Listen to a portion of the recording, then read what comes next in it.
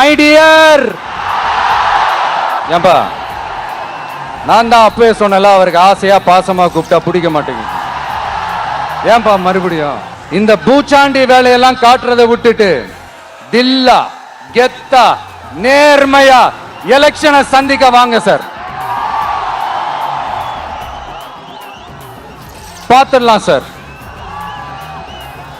கொள்கையை பேருக்கு மட்டும் வச்சுக்கிட்டு குடும்பத்தை வச்சு தமிழ்நாட்டை கொள்ளையடிக்கிற நீங்களா, இல்ல தமிழ்நாட்டில் இருக்கிற ஒவ்வொரு வீட்டுக்குள்ளேயும் ஒருத்தனா இருக்கிற நானா, இந்த விஜயா? பார்த்துடலாம் சார். இனிமேலும் இந்த தடைகள்லாம் போட்டீங்கன்னா நான் நேரடியா மக்கள்கிட்டயே பர்மிஷன் கேட்டுருவேன். மக்களே நீங்க சொல்லுங்க, நான் உங்களை பார்க்க வரக்கூடாதா? நான் உங்களோட பேசக்கூடாதா? உங்க குறைகளை நான் கேட்க கூடாதா? உங்களுக்காக நான் குரல் கொடுக்க கூடாதா? இப்படி நமக்கு தடையா போடுறாங்களே, இந்த திமுக அரசு மறுபடியும் ஆட்சிக்கு வரணுமா?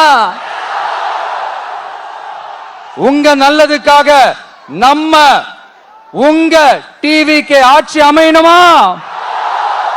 சத்தமா சத்தமா கேட்டுச்சா மை டியர்?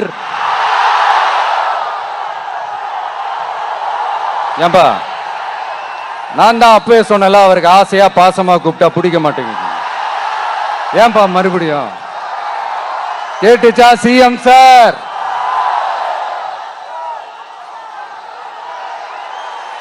இந்த போர் முழக்கம் உங்களை ஒரு நிமிஷம் கூட தூங்க விடாது, துரத்திக்கிட்டே வரும். கான்பிடண்டா இருங்க, நல்லதே நடக்கும், வெற்றி நிச்சயம். மீண்டும் சந்திக்கும் வரை நன்றி, வணக்கம் மை டியர்.